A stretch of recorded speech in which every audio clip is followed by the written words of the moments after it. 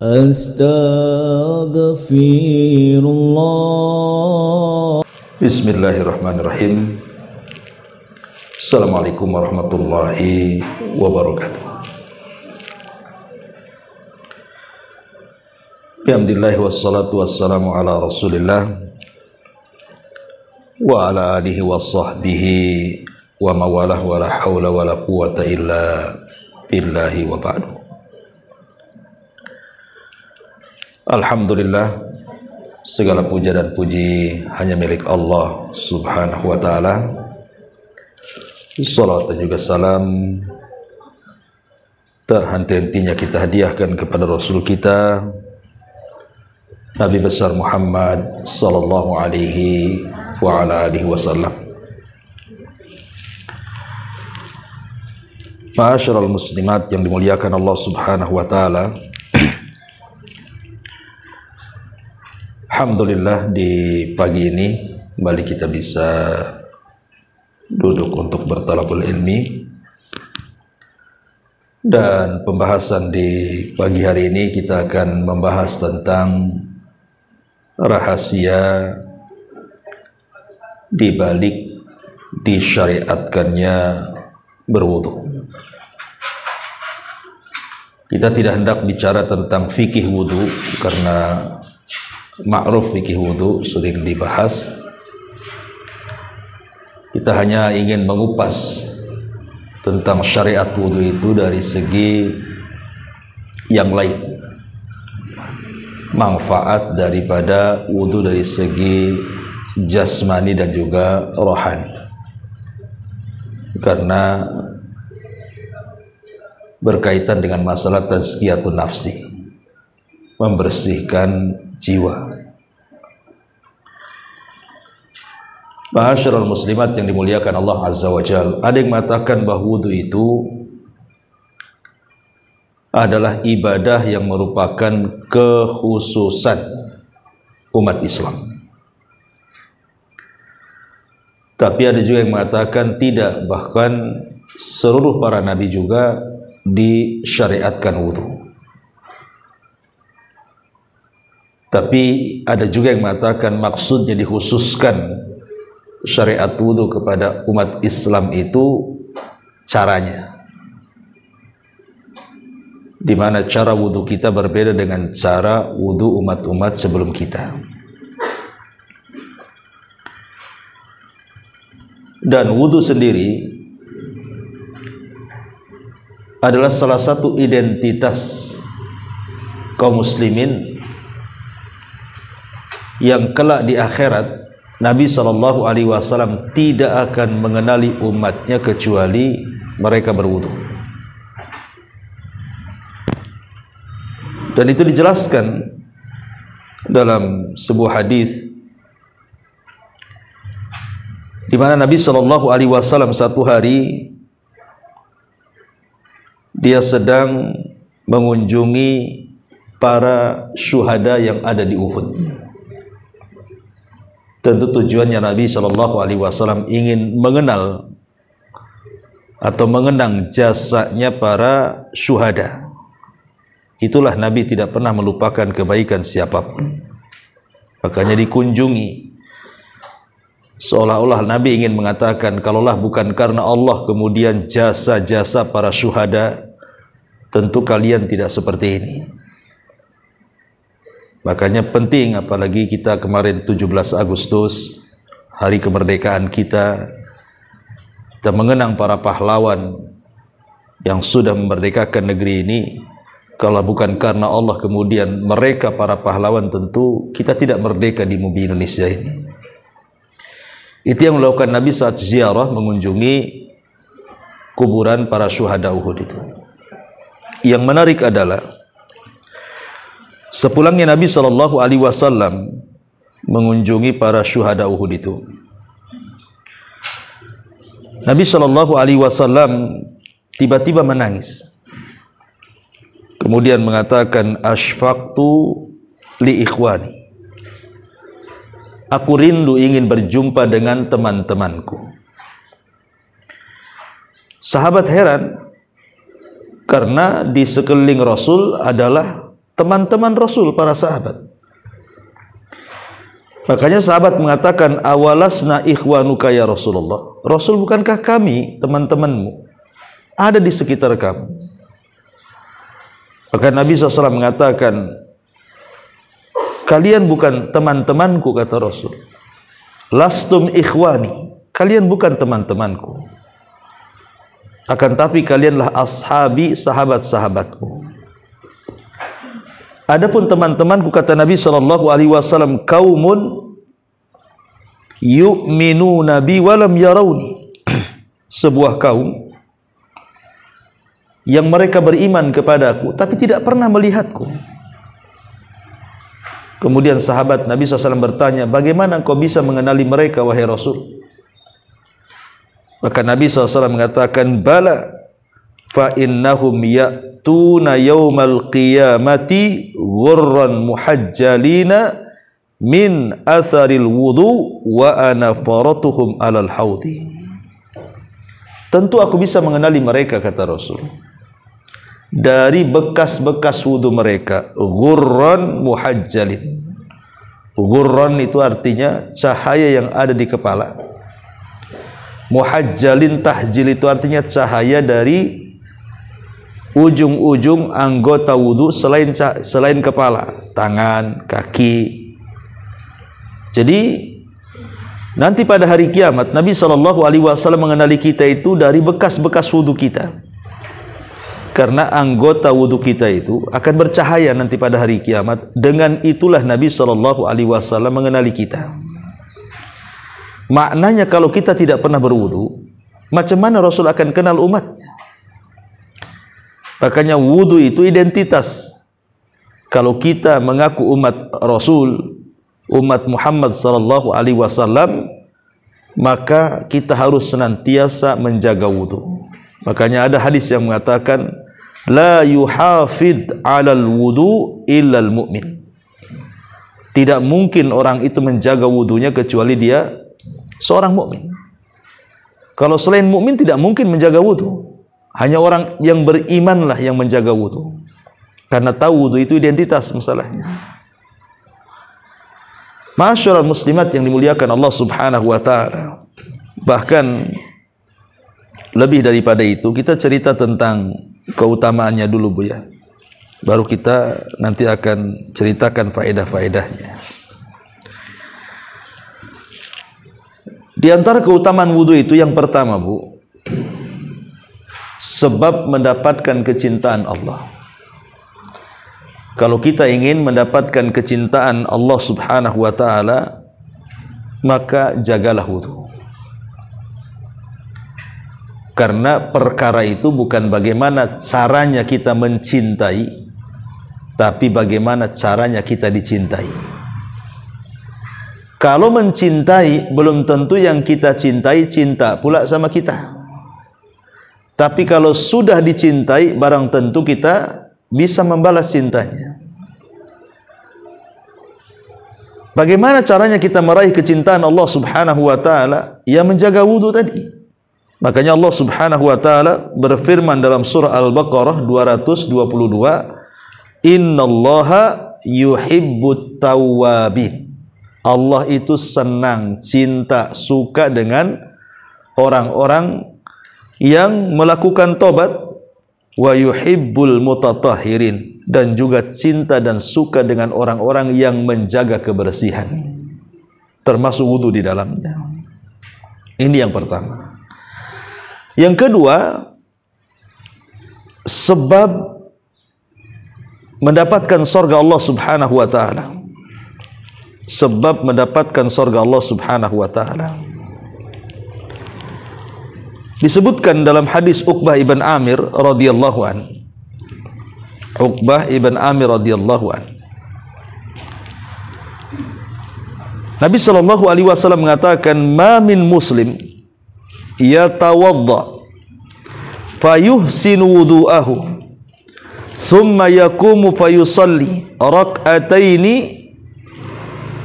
muqbilan 'alaihima biqalbihi wa wajhihi illa wajabat lahul jannah."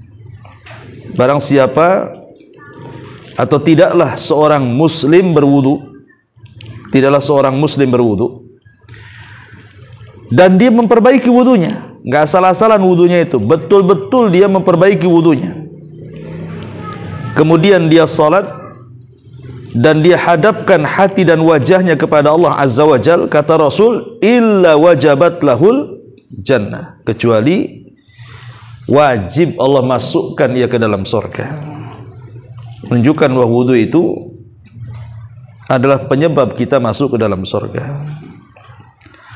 Kemudian yang ketiga, raf'u darajat, penyebab kita diangkat derajatnya di sisi Allah Subhanahu wa taala.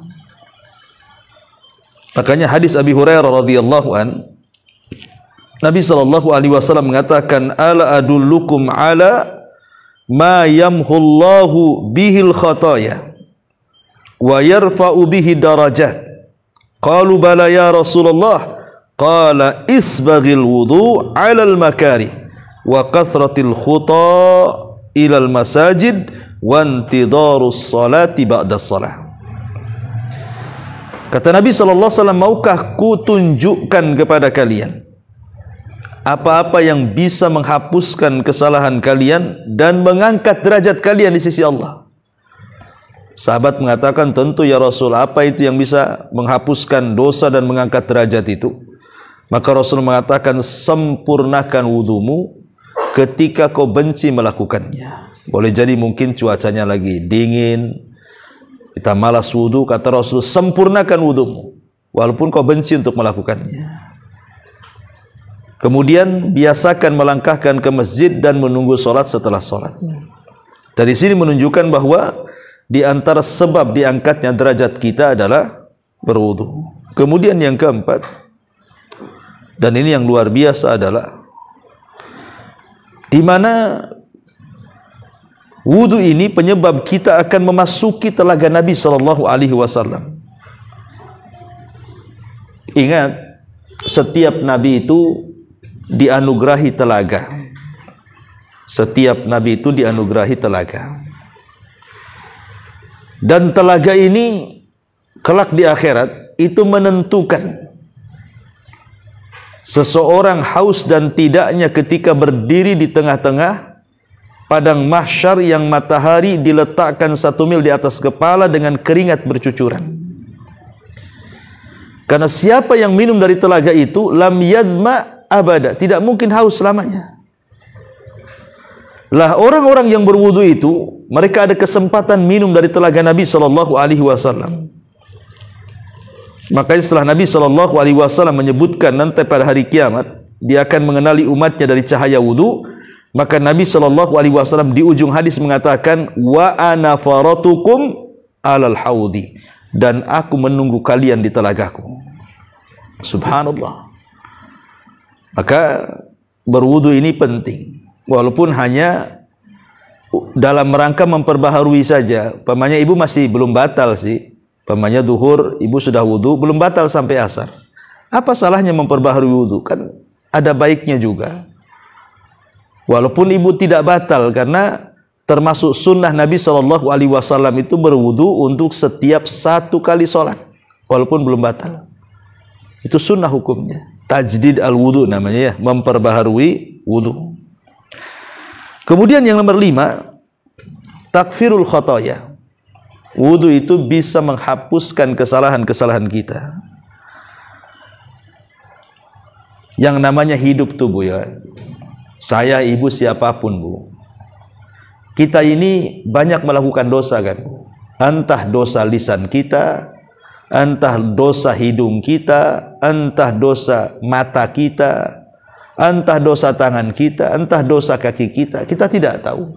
Setiap hari itu pastilah kita ini melakukan dosa dari anggota-anggota badan kita itu. Tetapi Nabi sallallahu alaihi wasallam kemudian mengajarkan kepada kita, setiap kita berwudu itu akan merontokkan setiap kesalahan. Jadi kalau kita membasuh tangan, maka kesalahan yang di tangan akan luntur. Apabila membasuh wajah, maka kesalahan yang ada di wajah termasuk ya mulut, hidung, kemudian mata di wajah itu juga akan gugur kesalahannya. Kemudian termasuk juga di kepala, ketika kita mengusap kepala akan gugur kesalahan yang ada di kepala. Termasuk juga saat mencuci kaki akan gugur kesalahan yang ada di kaki. Dan ini luar biasa. Ya, bisa menggugurkan banyak kesalahan setiap harinya. Karena setiap harinya juga kita juga banyak melakukan dosa kan, Bu. Maka dengan sering berwudu, maka kesalahan itu bisalah kita kemudian buang sedikit demi sedikit. Kita gugurkan dengan cara berwudu. Nabi sallallahu alaihi wasallam mengatakan dalam sebuah hadis, man tatahhara fi baitihi thumma masya ila baitin min buyutillah liyaqdiya faridatan min faraidillah kanat khutuwatahu ahadahuma takhuttu khati'atan wal ukhra tarfa'u darajatan. Barang siapa yang sudah berwudu di rumahnya, kemudian dia berangkat ke masjid untuk melaksanakan solat wajib, maka setiap langkah-langkahnya akan menghapuskan kesalahan dan yang lainnya mengangkat derajat. Dan dalam hadis yang lain, man tawadda'a nahwa wudu'i hadha thumma shalla rak'ataini la yuhadditsu fihi ma nafsahu ghafarallahu lahu ma taqaddama min dhanbi. Barang siapa yang berwudu seperti wuduku ini, kemudian solat 2 rakaat, dia tidak bicara dari wudu ke solat itu kecuali Allah akan ampuni dosa-dosanya. Jadi luar biasa, ya. Kemudian yang nomor 6, berwudu itu menyebabkan kita meninggal dalam posisi husnul khotimah. Kalau Allah subhanahu wa ta'ala takdirkan ibu tidur malam, kemudian pagi tak bangun lagi, alias mati, maka ibu itu meninggal di atas fitrah. Meninggal di atas fitrah, husnul khatimah.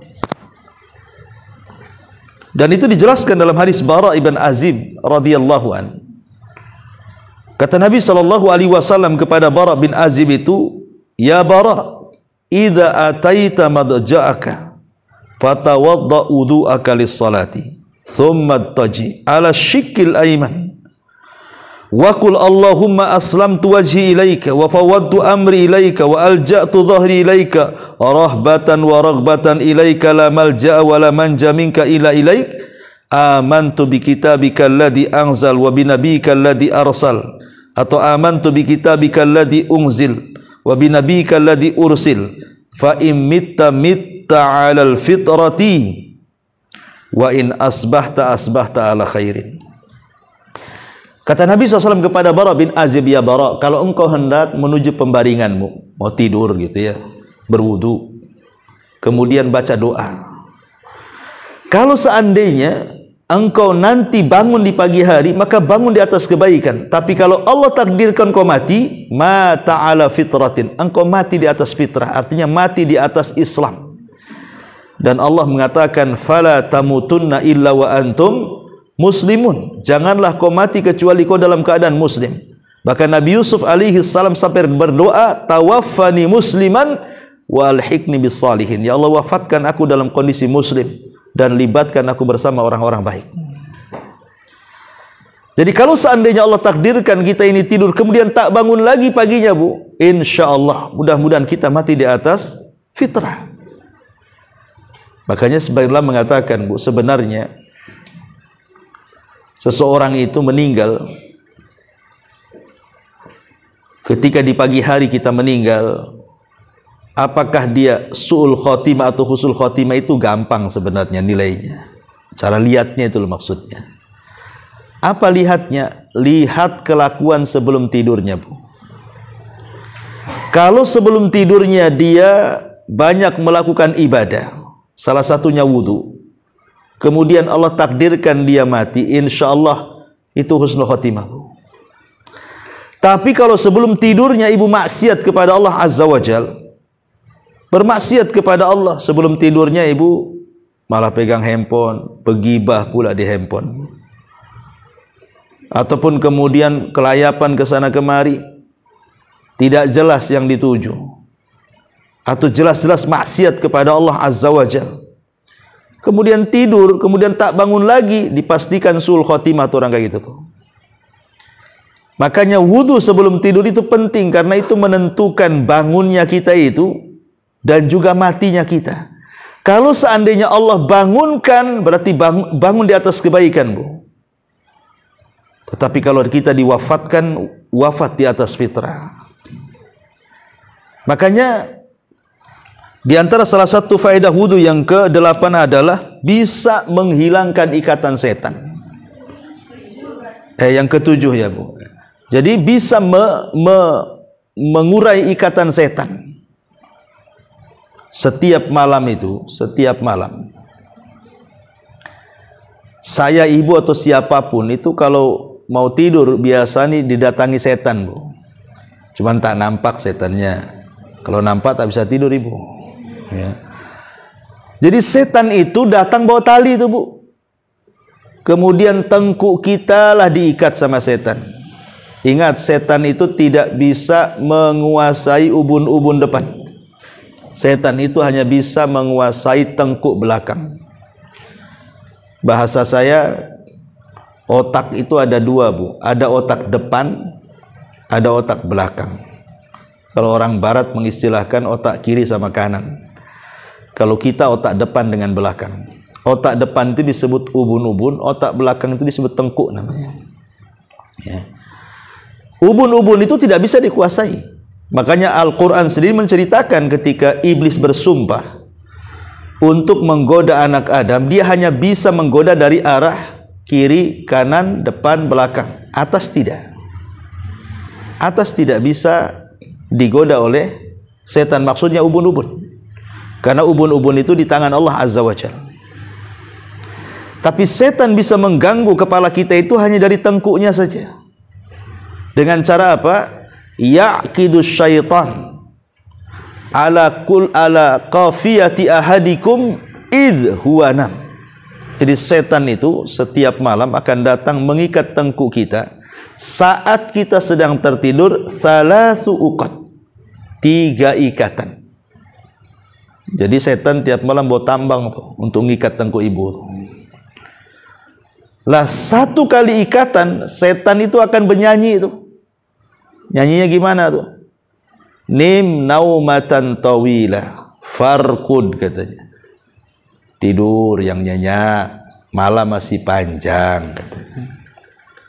Kemudian diikat lagi 2 ikatan, ngomong gitu lagi. Tidur masih panjang. Padahal ada subuh tuh, Bu. Ya, dibilang tidur masih panjang aja tuh. Tidur terus, tidur.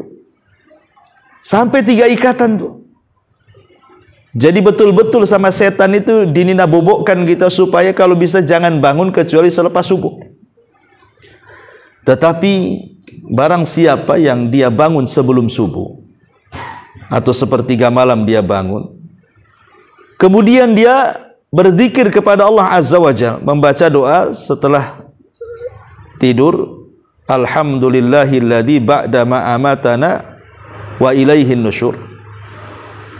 Kemudian kita berwudu, kemudian kita sholat, maka semua 3 ikatan itu akan hilang, Bu. Dengan berzikir hilang 1 ingatan, dengan berwudu hilang dengan berzikir hilang 1 ikatan, dengan berwudu hilang 2 ikatan, dan dengan sholat hilanglah 3 ikatan, semuanya hilang. Kemudian Rasul mengatakan, kalau sudah hilang ikatan-ikatan setan itu, maka dia di pagi harinya itu nasyitun tayyibun nafsi. Dia akan semangat hidupnya dan jiwanya akan bersih. Hidupnya akan semangat, jelas tujuan hidupnya untuk apa, dan dia pun menjadi semangat betul-betul karena jiwanya itu bersih. Tapi sebaliknya kata Rasul, kalau ikatan itu tidak ada yang terurai, karena bangun jam 8, jam 7 atau jam 6 gitu kan ikatannya masih diikat tuh di tengkuknya, maka dia akan dibangunkan dalam kondisi malas dan buruk perangainya. Hatinya buruk. Coba lihat manfaat wudu itu. Jadi kalau orang tidak berwudu, kemudian bangunnya pula selepas subuh gitu kan, itu alamat tuh malas, kemudian jelek hatinya. Dan kalau itu yang terjadi, kata para ulama, maka biasanya orang seperti ini akan mendapatkan banyak masalah yang tidak tahu apa penyebab masalah itu muncul. Ada aja masalah. Masalah ini belum kelar, datang pula masalah yang lain. Masalah yang lain belum datang pula, akhirnya bertumpuk-tumpuk tuh masalah itu. Akhirnya dia malas, tidak berani menghadapi, tidak berani menyelesaikan, karena jiwanya jelek. Tapi kalau seandainya jiwanya baik, dia semangat, masalah sebesar apapun Allah akan tolong baru menguraikannya. Itulah manfaat wudu tuh di situ tuh.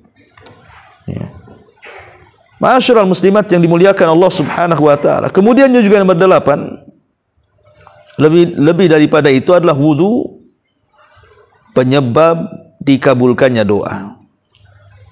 Jadi kalau ibu sebelum berdoa kemudian berwudu, kata Rasul, ma min muslimin,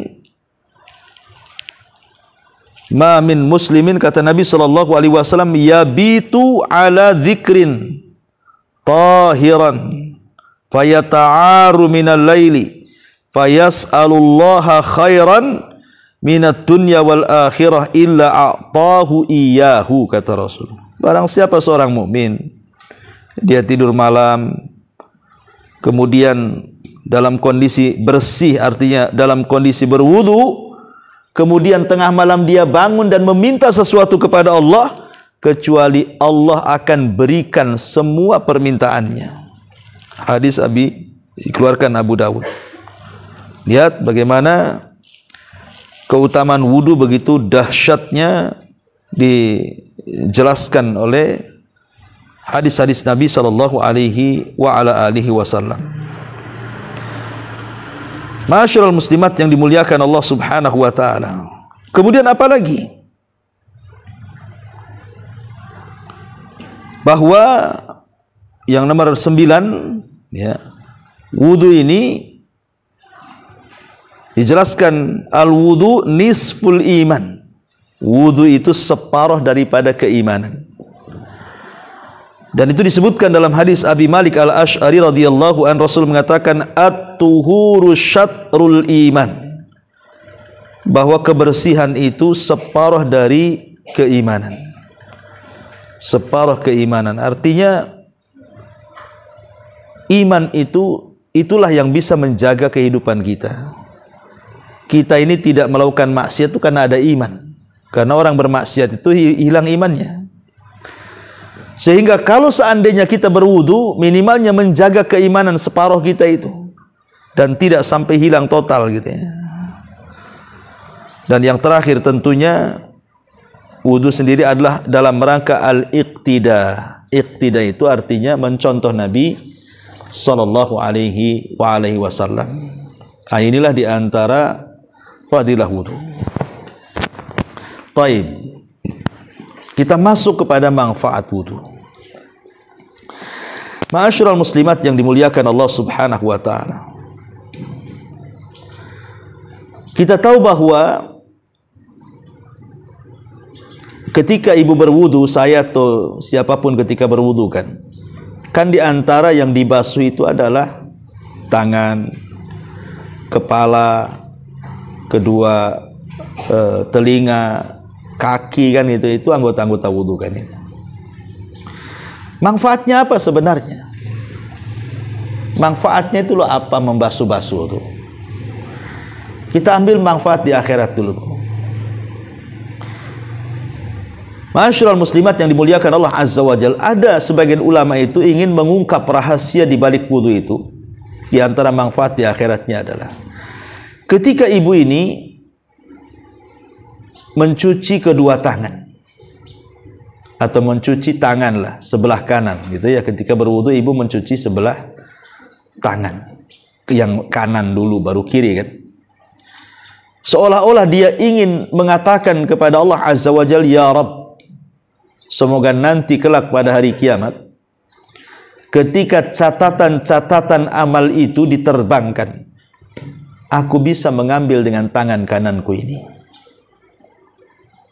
sehingga dengan itulah aku mendapatkan hisab yang mudah. Lah ketika kita membasuh tangan kiri pun juga sama, semoga Kita terhindar dari mengambil catatan itu dengan tangan kiri. Semoga dengan itu kita tidak mendapatkan hisab yang sulit. Ini diantara faedah membasuh tangan. Kemudian ketika kita membasuh kepala, seolah-olah kita mengatakan kepada Allah, ya Allah, haramkan kepalaku dari api neraka, dan jagalah isi kepalaku. Jadi ketika membasuh kepala, seolah kita meminta kepada Allah agar kepala kita ini dihindarkan dari api neraka dan dijaga isi kepala kita ini, supaya tidak terkena banyak syubhat yang akhirnya menyesatkan kita. Begitu juga ketika kita mencuci telinga, kita meminta kepada Allah agar telinga kita itu tidak membiasakan mendengarkan kecuali yang baik-baik. Begitu juga ketika kita berkumur-kumur, kita meminta kepada Allah mudah-mudahan lisan ini tidak mengucapkan kecuali kalimat yang baik. Begitu juga ketika kita mencuci kaki, kita berharap bahwa kaki yang kita cuci ini betul-betul ditetapkan ketika melangkah di titian Shiratal Mustaqim. Itu rahasia manfaat wudu yang tersembunyi kan untuk kelak hari kiamat. Adapun manfaat dari segi kesehatan sudah jelas lah kan Bu, ya, ditinjau dari apapun, dari medis, kedokteran, wudu ini luar biasa. Sebelum ada kita ini diperintahkan ataupun dianjurkan kemarin waktu corona kan Bu, kita disuruh mencuci tangan. Islam loh sudah 14 abad yang silam loh menyuruh kita untuk mencuci tangan. Saat berwudu bahkan 5 kali sehari kita mencuci tangan itu. Kemudian juga kalau kita juga melihat secara medis, konon katanya kan banyak bakteri-bakteri yang ada di mulut kita ini. Kalau kita kemudian berkumur-kumur, makanya kenapa berkumur-kumur itu dengan cara madmadah Bu? Madmadah itu kan bukan hanya memasukkan air ke mulut kemudian ditumpahkan lagi, tidak. Tetapi betul-betul dimadmad, dikumur-kumur atau digerak-gerakkan supaya air itu menyentuh langit-langit lisan atas, bawah, kemudian kotoran-kotoran gigi itu supaya keluar kan Bu. Ya karena manfaatnya tadi. Ya, bisa mengobati penyakit macam-macam. Ya, entah kanker mulut, entah apa gitu ya, dalam penyakit-penyakit medis itu. Begitu juga hidung kan, biasanya kan bakteri sering masuk tuh ke hidung tuh. Akhirnya jadi flu dan yang lainnya. Maka ketika mencuci hidung, lubang hidung pun dengan cara menyedot sedikit ke atas gitu kan, itu juga bisa membersihkan dari segala bakteri. Bahkan saya pernah terbaca itu ada seorang mu'alaf itu dia masuk Islam gara-gara meneliti wudu. Masuk Islamnya itu gara-gara meneliti wudu. Baru sampai ke mencuci hidung, dia sudah yakin bahwa wudu ini adalah syariat. Akhirnya dia bersyahadat. Padahal belum diteliti semuanya tuh, baru sampai ke hidung saja. Ya. Bagaimana kalau sampai kemudian mencuci wajah? Ya, bahkan katanya terbaca dalam kitab fikih itu juga di antara manfaat kesehatan wajah ketika dibasuh satu hari dalam 5 kali dalam satu hari itu bisa mengurangi kerutan-kerutan loh, bisa mengurangi penuaan gitu bahasanya. Kalau ibu rajin wudu gitu, kencang lah Bu, nggak perlu silikon sana silikon sini. Ya. Banyak wudu saja. Ya. Jadi ini kita harus yakin karena ini kan perintah ilahi. Memang Allah Subhanahu wa Ta'ala yang menghendaki itu loh. Jadi itu kecantikan alami namanya kan. Ini kecantikan lewat media syariat. Cukup banyak wudu saja, tapi wudunya yang benar, jangan asal wudu kan itu. Betul-betul wudunya itu juga ikhlas, mencari pahala, keredhaan. Nanti Allah Subhanahu wa Ta'ala akan berikan ganjaran yang banyak. Selain daripada itu juga kesehatan. Bahkan saya pernah terbaca buku apa namanya, dahsyatnya terapi wudu gitu judulnya kalau nggak salah tuh. Saya terbaca, ada lama saya baca buku itu. Itu katanya bisa melancarkan peredaran darah Bu. Jadi bisa melancarkan peredaran darah. Bahkan ada seorang ulama, saya lupa namanya. Jadi dia menjelaskan, semenjak aku merutinkan wudu, setiap aku membasuh kepala dengan air saat wudu itu, Bu, itu bisa menguatkan hafalan. Jadi ada ulama yang mengatakan, setelah aku mendawamkan berwudu, setiap aku batal aku wudu lagi, katanya. Alhamdulillah, katanya, hafalanku tidak pernah hilang. Hafalanku tidak pernah hilang. Tapi ibu kan beda. Kalau ibu itu berwudu justru hilang hafalannya karena memang nggak punya hafalan kan, Bu. Jadi apa yang mau tahan di kepala, hafalan pun tak punya kan itu. Jadi itu sampai ulama seperti itu. Semenjak aku mendapatkan wudu, mantap hafalannya, katanya. Jadi saya terbaca dalam kitab dahsyatnya terapi wudu itu bisa melancarkan peredaran darah. Artinya kan kalau sudah melancarkan peredaran darah kan kemana-mana, Bu. Jadi kerjanya ke jantung menjadi optimal kan gitu ya. Ya namanya darah ini kan penentu kesehatan badan juga. Bahkan banyak sekali lah kalau kalau kita terangkan masalah-masalah dari segi kesehatan badannya. Nah, baik kita masuk pada ruhaninya. Inilah yang disebut tazkiyatun nafsnya. Ya. Wudu dilihat dari tazkiyatun nafsinya. Ma'asyiral muslimat yang dimuliakan Allah Azza wa Jalla. Dalam sebuah hadis Nabi SAW mengatakan, "Idza ghadiba ahadukum falyatawadda." Apabila salah seorang di antara kalian sedang emosi, sedang marah, ya, kata Nabi SAW, berwudu. Rupanya wudu itu bisa mengurangi emosi, Bu, bisa mengurangi perasaan marah. Kenapa demikian? Alasannya karena marah itu dari setan, dan setan itu tercipta dari api, dan api itu hanya bisa dipadamkan dengan air. Makanya ketika seseorang berwudu, hakikatnya sedang memadamkan bara api syaitan. Sehingga hati yang tadinya bergejolak, marah, emosi, itu pelan-pelan menjadi redam. Itu kan tazkiyatun nafasnya di situ. Ya, bisa membersihkan, menjernihkan hati yang tadinya kalut, emosi, marah, wudu. Makanya kalau ibu lagi marah sama suami, wudu. Masih marah lagi, wudu lagi, sampai habis tuh satu bak mandi. Kata Nabi SAW, apabila sedang berdiri marahnya, duduk, kan itu ya. Apabila sedang duduk masih marah, baring. Apabila baring juga masih marah, wudu. Nah, ini wudu, penentu nih, terakhir wudu. Kemudian sholat. Jadi salah satu terapi orang sedang emosi itu berwudu. Maka ini bisa menjernihkan hati wudu ini. Ini dari segi tazkiyatun nafasnya. Kemudian juga yang kedua, hadis yang tadi saya baca, Bu. Hadis dari Abu Hurairah radhiyallahu an. Nabi SAW mengatakan, ya'kidu syaitan ala qafiyati ra'si ahadikum idza huwa nam thalatha uqadin. Jadi setan itu mengikat tengkuk salah seorang di antara kalian apabila tertidur 3 ikatan. Kemudian di ujung hadis Nabi SAW mengatakan, fa in sallah in halat uqdata kullaha fa asbaha nasyitan tayyiban nafsi wa illa asbah khabithan nafsi kaslan. Kalau dia kemudian bangun dan dia berzikir, kemudian berwudu, kemudian salat, apa kata Nabi?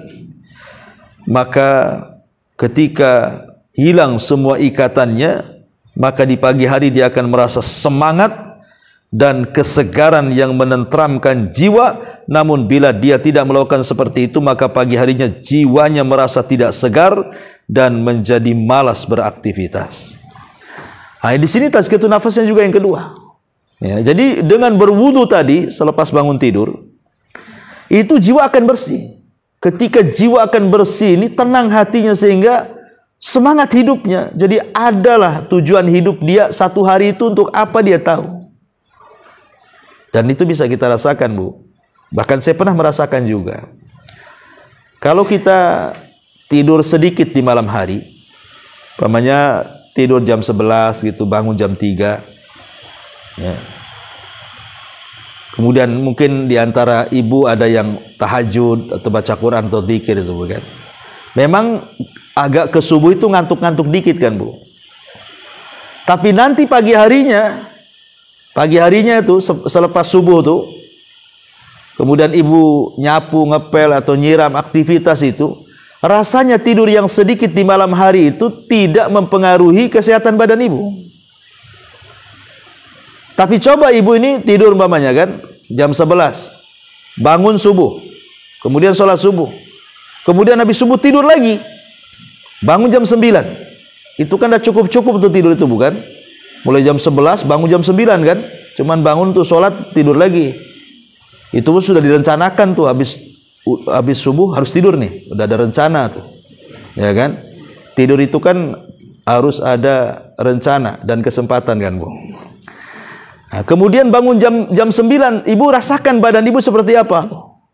Pasti sakit-sakit badan, bawaannya ngantuk aja tuh, padahal udah lebih-lebih tuh jamnya tuh. Nah, itu bisa kita rasakan seperti itu. Dan memang ini kan obat nabawiyah namanya, tibun nabawi. Walaupun kita kurang tidur semalam hanya 2 jam, 3 jam gitu kan. Tapi kita berhasil melepaskan ikatan-ikatan setan itu. Kemudian kita bangun di pagi hari, rasanya semangat aja hidup tuh. Ya paling nanti ngantuk-ngantuknya kalau udah dekat-dekat duhur gitu kan. Nah, itulah di situ ada kailulah, sunnah tidur siang. Ya. Jadi nomor 2, dari segi tazkiyatun nafasnya wudu ini bisa menjernihkan hati, memberikan semangat hidup sehingga tidak malas. Dan tadi saya katakan, sebagian ulama mengatakan bahwa dia akan mampu mengurai banyak masalah pada hari itu. Dia akan bisa mengurai banyak masalah walaupun banyak masalah hari itu. Dengan cara tadi mengikat uraian setan. Karena kalau hati tenang, enak kita menghadapi masalah. Tapi kalau hati itu ruwet, riweuh, itu sulit menghadapi masalah. Ya. Ma'asyiral muslimat yang dimuliakan Allah Azza wa Jalla. Bahkan ada hadis Nabi SAW mengatakan ketika kita memakan daging unta. Ketika kita makan daging unta kan Bu, Nabi memerintahkan untuk berwudu. Tapi kalau kita makan daging kambing, Rasul tidak merintahkan kita berwudu. Dari sini kata para ulama, salah satu nawaqidul wudu, pembatal wudu itu adalah ketika kita makan daging unta. Dan tidak batal wudunya kalau kita makan daging kambing. Apa alasannya? Karena unta itu tabiatnya tercipta dari setan. Unta itu tabiatnya tercipta dari setan. Sehingga bawaannya panas, ya kan? Bawaannya, ya tahulah setan bawa ibu kemana kan itu. Nah, dengan kemudian berwudu setelah makan daging unta, di situ manfaatnya apa?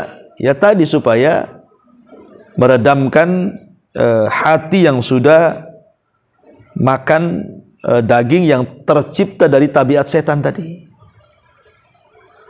Ma'asyiral muslimat yang dimuliakan Allah Subhanahu wa taala. Bahkan yang lebih daripada itu, tazkiyatun nafasnya adalah kalau ibu selepas wudu kemudian berdoa. Kan selepas wudu itu kan ada doa, Bu. Apa doanya? Kata Nabi SAW, man tawadda'a fa ahsanal wudu thumma qala. Barang siapa yang berwudu kemudian dia perbaiki wudunya tuh. Kemudian dia berdoa selepas wudu, asyhadu an la ilaha illallah wahdahu la syarikalah wa asyhadu anna Muhammadan abduhu wa rasuluh. Allahumma ij'alni minat tawabina waj'alni minal mutatahhirin. Futihat lahu thamaniyatu abwabil jannah yadkhulu min ayyiha sya'a. Kata Rasul. Kemudian dia berdoa, aku bersaksi tidak ada sesembahan yang berhak disembah kecuali Dia, dan aku bersaksi Muhammad adalah hamba dan Rasulnya. Ya Allah, jadikan aku termasuk hamba-hambamu yang bertobat, dan jadikan aku termasuk hamba-hambamu yang senantiasa bersuci. Maka kalau kita membaca doa ini, Allah akan buka padanya 8 pintu sorga, dan ia boleh masuk dari 8 pintu sorga yang ia kehendaki. Pendek tapi luar biasa. Ya Allah. Jadi doa habis wudu pendek, asyhadu alla ilaha illallah wa asyhadu anna Muhammadan abduhu wa rasuluh. Allahumma ij'alni minal tawabina waj'alni minal mutatahhirin. Tapi lihat faedahnya. Ya. Di dalam kandungan doa selepas wudu itu inti daripada tauhid, Bu. Itu inti daripada tauhid. Kalau wudu saya katakan tadi lebih ke porsinya membersihkan badan. Ya, lebih porsinya itu membersihkan badan ya, Bu ya. Umpamanya penyakit mulut, penyakit yang ada di muka, yang ada di kepala, yang ada di tangan, yang ada di kaki, kemudian bisa melancarkan darah, macam-macam lah penyakit bisa diobati dengan wudu itu. Artinya lebih ke badan. Tapi kalau doa selepas wudu itu lebih ke hati, tazkiyatun nafas. Karena dalam hati manusia itu kan macam-macam, Bu. Ada syiriknya, ada bid'ahnya, ada hasadnya, ada dendamnya, ada dengkinya, ada irinya, macam-macam lah penyakit hati itu, Bu. Makanya wudu ini bisa menghilangkan penyakit badan, doa selepas wudu itu bisa menghilangkan penyakit hati. Ketika kemudian penyakit badan hilang, penyakit hati hilang, makanya ibu betul-betul menjadi orang baik tuh. Mudah untuk bertobat, waj'alni minat tawabin. Mudah untuk bertobat. Karena penghalang-penghalangnya sudah tidak ada. Orang itu kalau susah bertobat itu kan karena ada penyakit hatinya ataupun ada penyakit badannya. Ketika dua-duanya sudah hilang tuh, penyakit badan sudah hilang dengan wudu, penyakit hati hilang dengan doa selepas wudu, berarti mudah dia untuk bertobat.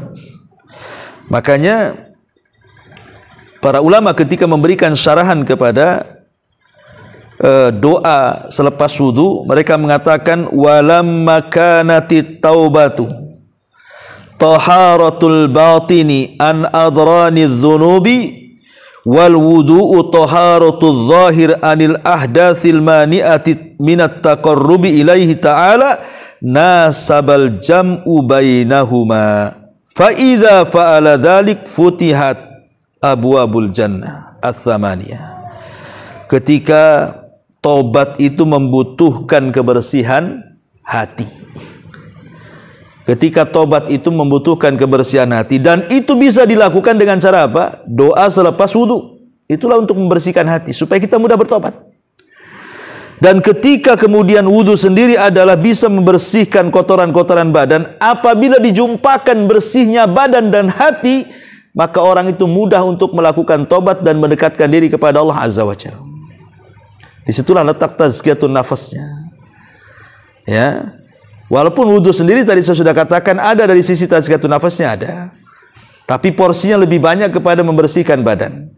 Tapi kalau ingin lebih membersihkan hati, artinya ingin sempurna badan bersih, hati bersih, jangan tinggalkan doa selepas wudu.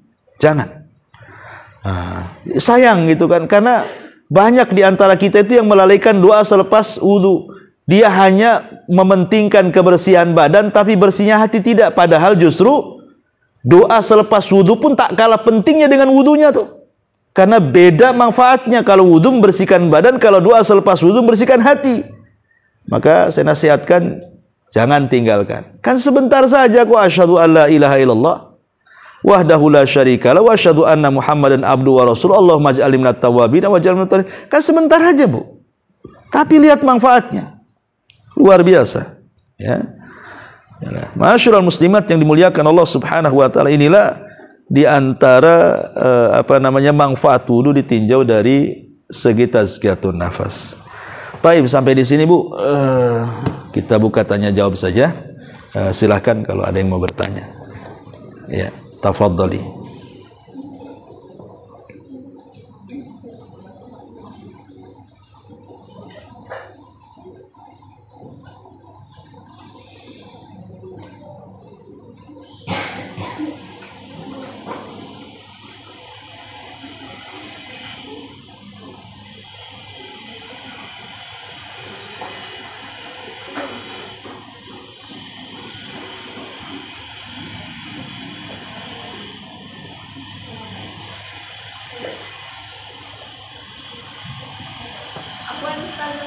Iya.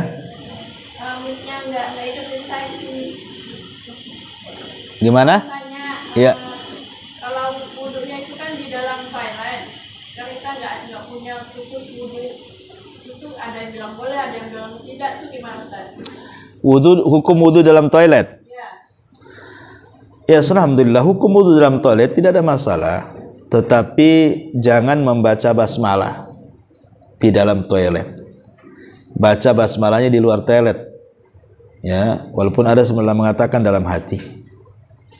Begitu juga berdoanya jangan dalam toilet, tetapi setelah keluar toilet. Jadi dalam toilet itu hanya gerakan-gerakan wudhu saja. Kalau sudah menyebut nama-nama Allah, doa-doa, maka tidak boleh di dalam toilet itu. Makanya sekarang musibah di atas musibah itu, banyak orang karena mungkin setiap tangan itu ada handphone. Ya, sekarang kadang-kadang handphone itu masuk toilet, Bu. Apalagi buang hajat, kadang-kadang bawa handphone, ringtone-nya pula azan, ataupun kadang-kadang ketika nengok YouTube atau apa yang pendek-pendek itu ada orang ceramah, ada orang sedang salam, dia sedang buang hajat di dalam. Ini kan gimana gitu ya kan? Kecuali dia bisa menjaga gitu. Kalau baca bismillahnya Ustaz? Apanya? Baca bismillahnya? Ya baca aja dalam hati. Karena bagaimanapun basmalah itu penting dalam setiap ibadah, Bu. Baca basmalah itu penting dalam setiap ibadah.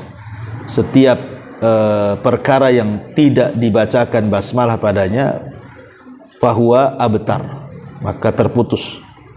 Makanya penting baca basmalah itu, entah di dalam hati ataupun di luar kamar mandi lah sebelum masuk. Ya. Wallahu a'lam. Satu lagi Ustaz. Ya. Kalau keluar dari tema ya Ustaz. Ya. Kan ada saudara di rumah. Terus dia itu mau ngambil motor tapi kredit, kita udah bilang nggak boleh, tapi dia tak mau ngambil, tapi kan itu apa tanggungnya itu kita gitu, maksudnya jaminannya kita itu gimana Ustaz? Kita kenapa enggak? Nggak boleh, Bu. Menjamin riba itu masuk karena Allah melaknat riba itu bukan hanya pemakannya. La'ana Rasulullah SAW akila riba wa mukilahu wa syahidaihi wa katibaihi hum sawa, kata Rasul. Allah melaknat yang makan riba, yang ngasih makan riba, yang menyaksikan riba, bahkan mungkin juga yang mencatatnya, notarisnya atau apalah, semuanya kena. Ya. Makanya jangan mau membuat jaminan kepada perkara yang jelas-jelas haram, karena itu masuk pada firman Allah, wala ta'awanu 'alal itsmi wal udwan. Jangan tolong-menolong di atas perbuatan dosa dan kemaksiatan. Jadi sebaiknya jangan mau untuk jaminan. Ya, bagusnya suruh ngumpulin duit dulu, kalau sudah terkumpul, beli cash. Beli cash itu lebih baik, itu paling selamat dari riba itu. Wallahu a'lam. Wa iyyak.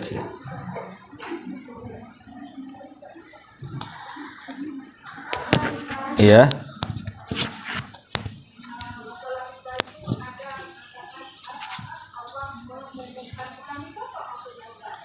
Allah mengumumkan perang. Itu ancaman. Itu wa'id syadid, kata para ulama. Itu disebut ancaman. Allah hendak mengancam. Kalau engkau tidak berhenti dari riba, fa'dhanu biharbin minallahi wa rasulih, maka itu sama saja engkau mengajak perang dengan Allah, dan tidak ada yang sanggup melawan Allah. Itu ancaman, menunjukkan bahwa dosa itu dosa besar, karena ciri-ciri dosa besar itu kalau ada ancaman. Setiap dosa yang ada ancamannya dipastikan dosa besar. Jadi Allah mengancam. Siapa yang bisa menang lawan Allah? Ya. Dan serendah-rendahnya dosa riba itu seperti menggauli ibunya sendiri. Dosanya itu. Bahkan 1 dirham uang riba itu lebih besar dosanya dibandingkan 36 kali berzina. Dalam hadis yang sahih seperti itu. Jadi mengeri riba itu. Bahkan nanti pada hari kiamat, kalau dia dibangkitkan, dia seperti orang kesurupan. Seperti orang kesurupan, gak bisa berdiri, Bu. Pada hari kiamat tuh tidak bisa berdiri dia. Taulah orang kesurupan kan guling sana guling sini. Orang pemakan riba itu nanti kalau dibangkitkan seperti itu, naudzubillah. Seperti kesurupan.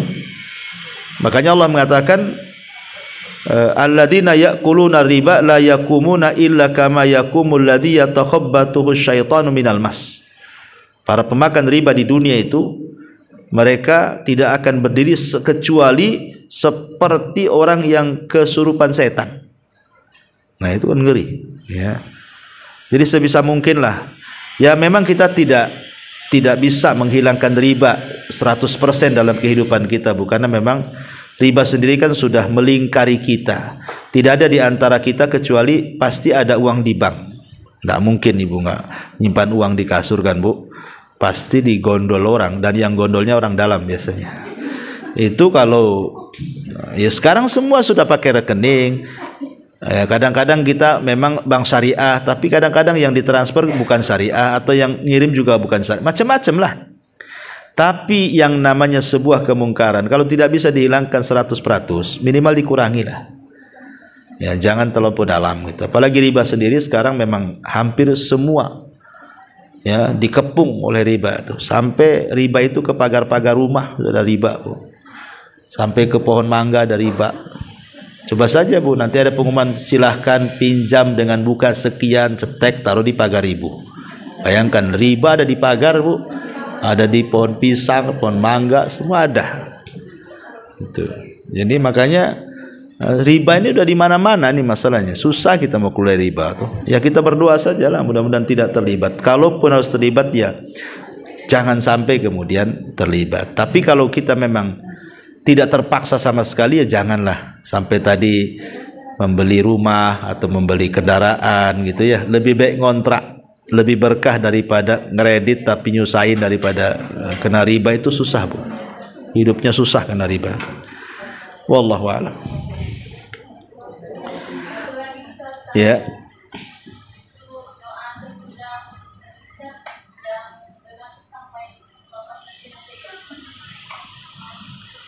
Doa selepas wudu kenapa? Ya sampai tadi lafadznya. Iya sampai tadi. Dan kalau memang bisa bu, ada hadis dari bukan hanya sekedar berdoa saja selepas wudu, tapi kalau ibu mau sekalian 2 rakaat sholat wudu itu lebih baik. Kan Nabi SAW pernah masuk ke dalam sorga. Tiba-tiba kemudian Rasul mendengar suara terompah di sorga itu. Kemudian kata Rasul, ini suara terompah siapa? Itu suara Bilal. Akhirnya kemudian Rasul memanggil Bilal selepas masuk ke sorga itu dan mengatakan, ya Bilal, suara terompahmu sudah mendahului aku masuk sorga. Apa yang kau lakukan? Katanya. Maka Bilal, tidak ada kecuali aku berwudu dan aku senantiasa menjaga wudu. Selepas itu aku senantiasa menjaga 2 rakaat sholat wudu, ya sholat sunnah wudu.